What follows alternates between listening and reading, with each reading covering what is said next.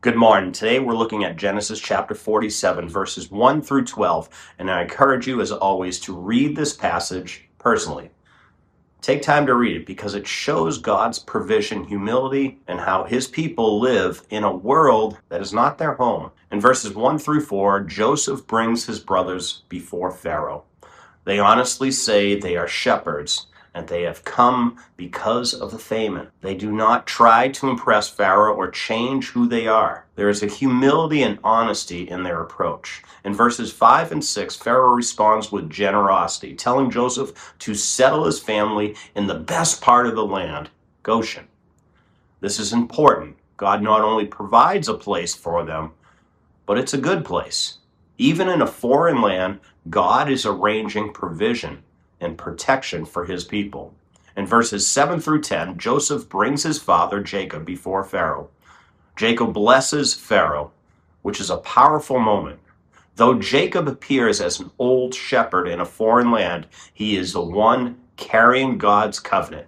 He speaks of his life as few and evil, showing honesty about his hardship, yet he still stands as one blessed by God. Outward position does not define spiritual reality.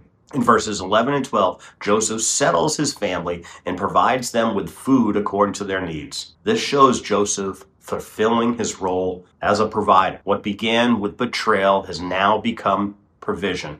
God has turned his suffering into sustenance, not just for Joseph, but for his entire family. This passage teaches us that God provides for his people even in unfamiliar or uncomfortable places. It also reminds us that humility does matter.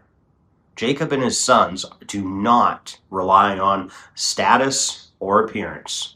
They trust God's provision through the situation.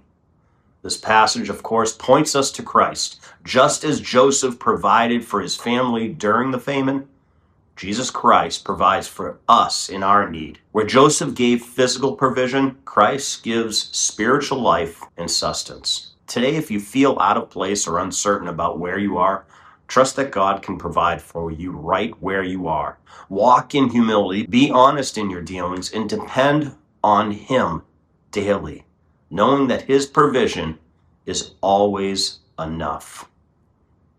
God bless.